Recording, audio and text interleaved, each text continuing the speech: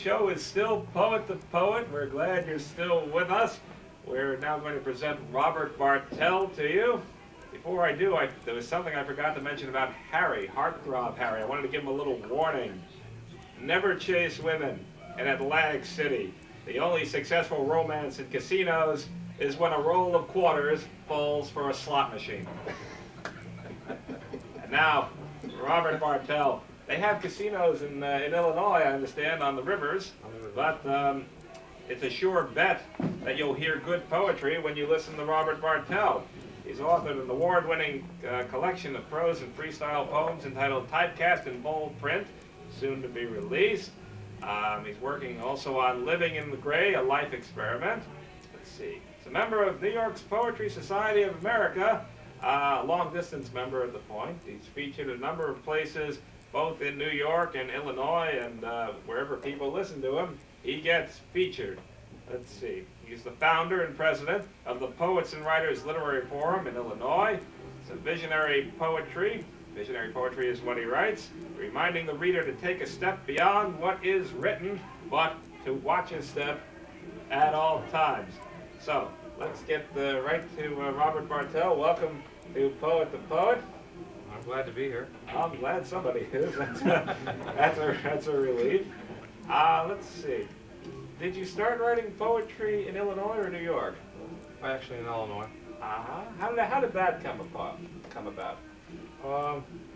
Well, just dealing with life and some of the things that go on, and just a need to express myself, and it came out through this art form. This was in Springfield. In Springfield, Illinois. Did you find yourself reading your poems to the statue of Abraham Lincoln while you were out there? No, not actually. I did some driving around town and drove by Rachel Lindsay's home and was totally impressed with that. So from that point on, I decided that was for me, being a poet. Didn't he used to be mayor of New York, or is that another Lindsay I'm thinking of? That was a distant cousin. Distant cousin. How about a poem? All right. That's what we're here for. Right. This is just short. I write in short verse, so I'll just read this. The double-sided man. The double-sided man, count 9. Smiling and weeping, which one is he? Oh, please tell me. The double-sided man, a picture of serenity, a picture of despair, a picture of black and white, a picture of day and night. Oh God, which one is he? The double-sided man, count 9. Smiling and weeping, which one is he? Which one was it? Well, we're still trying to figure that one out. Okay. This one's entitled The Storm. Drifting apart, this storm was red hot. It was brewing off sea. It was bulleting. It was blacketing. It was a whitewash. It was a part of me. Torrents and torrents of rain fell on the earth and plain. The agony it brought turned to a beautiful bounty, as some of the most beautiful things come from agony. The effect created a soothingness which is hard to explain. Like rain, the earth soaked up the plain. Life slowly came back to the wishing well.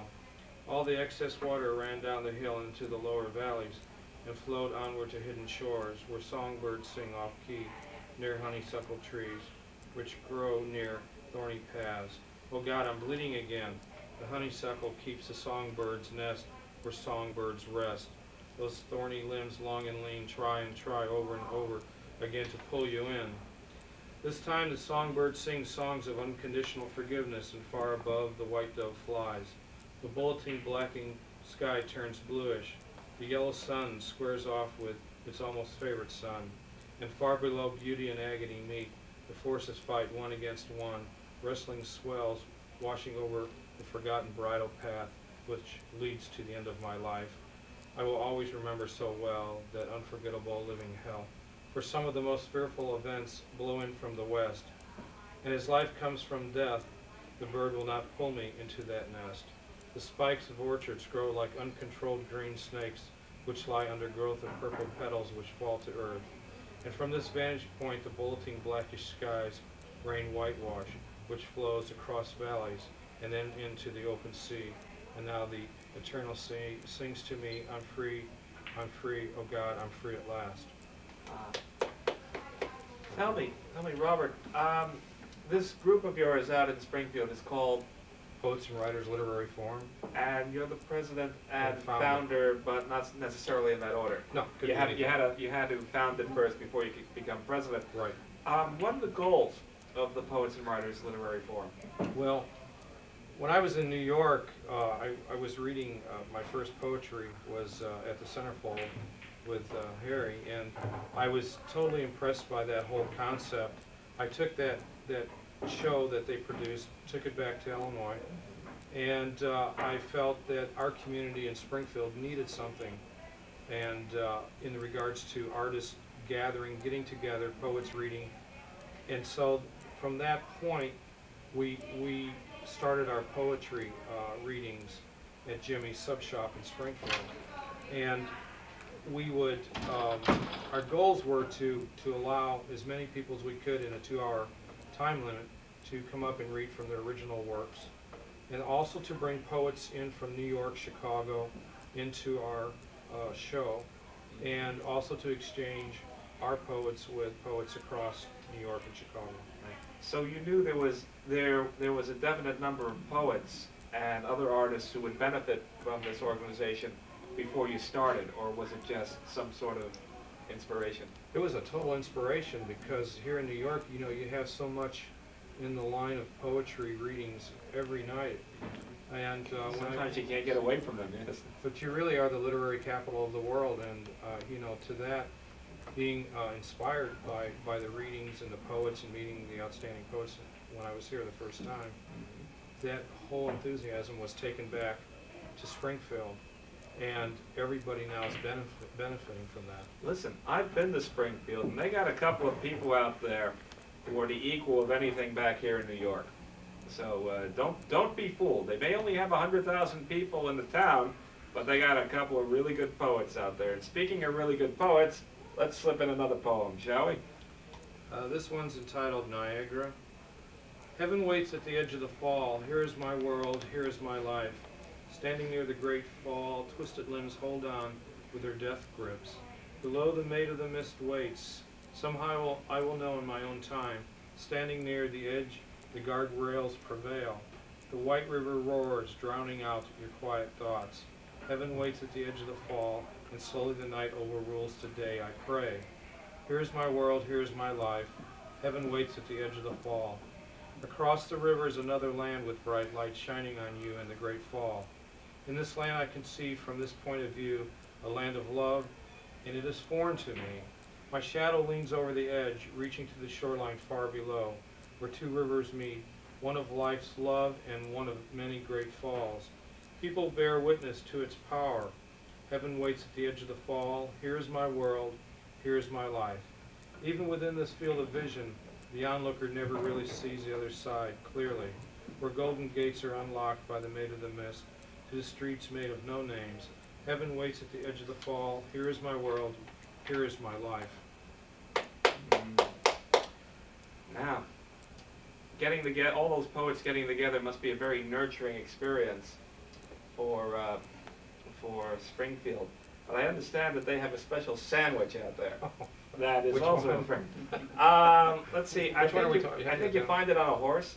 Horseshoe sandwich. Yeah, what about this horseshoe? We're going to do a cooking show for the moment. Tell us about the horseshoe. Well, see, it was invented in Springfield, and I try to tell people that, you know, they should bring these sandwiches back to New York. They'd make a lot of money, somebody would. Yeah, what about this? How do you make a horseshoe sandwich? Sandwich is on a hot plate. It's put on a hot plate, and there's hamburger on toast, you know, toast, and then cheese is poured over it with French fries. Wait a minute.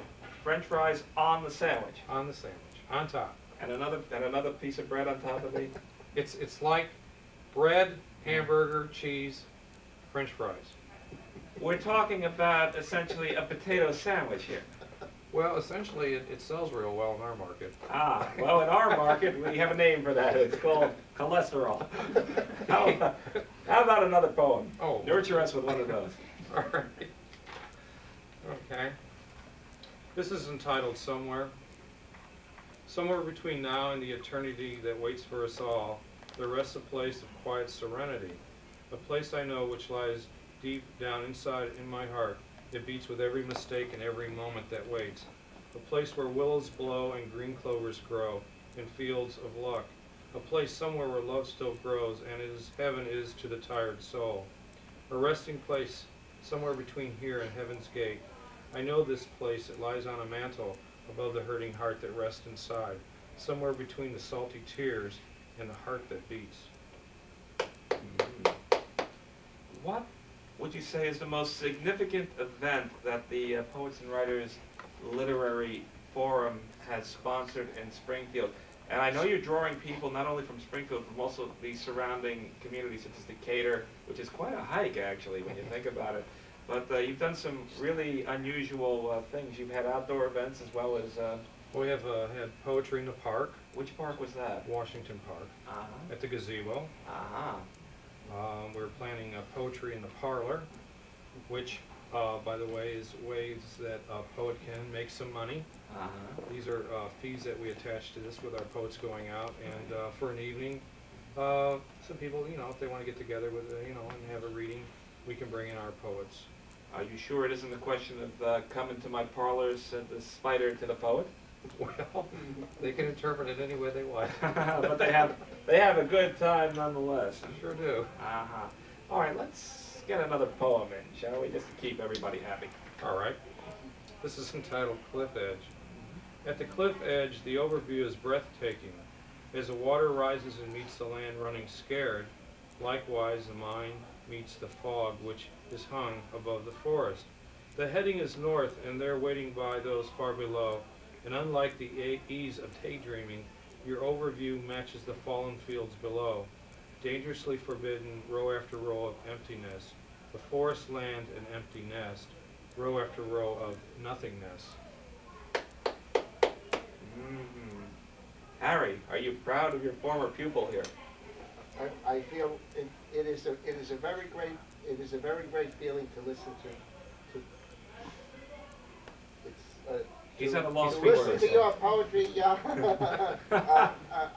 It's a wonderful feeling. Oh, well, it certainly transmits throughout the camera here. And I'm going to thank Robert Bartel for coming all the way out from Springfield, Illinois to Ridgewood, Queens, and doing this show. And he even gets to take the tape back with him if he's very lucky. And I'm thanking Harry Ellison here for also being on Poet to Poet. I want to slip in a warning or two of my own. This one is Seat of Honor. I bought my first rocker recliner, a taste of how the other half lives. Several neck braces later, I've come to discover you can't do both simultaneously. So be careful. Yeah, be careful how you say. I see the crew really loved that one. Here's another one they're going to love because this was inspired when I was in Springfield. They fixed me up with a date. And here's how the date went. Non-smoking, Section 8. My last date would not abide tobacco. Insisted on smoke-free places where, of course, she liked to run around sneezing in our neighbors' faces. Well, she wasn't from Springfield. She was from another city in Illinois. And I think we'll put in this one. A magic mirror ponders a young girl living with 7 little old men. It doesn't know who to inform, the Wicked Queen or Jesse Helms. On that happy note, once again, we thank Gussie and the gang here at the Cozy Corner in Ridgewood. And we thank Harry Ellison and his 50 years of poetry, without whom many of us wouldn't be here. And we thank Robert Bartel for making the long trek from a far country. And so until next time, this is Robert Dunn for Poet to Poet saying cognito, ergo sum, or words to that effect.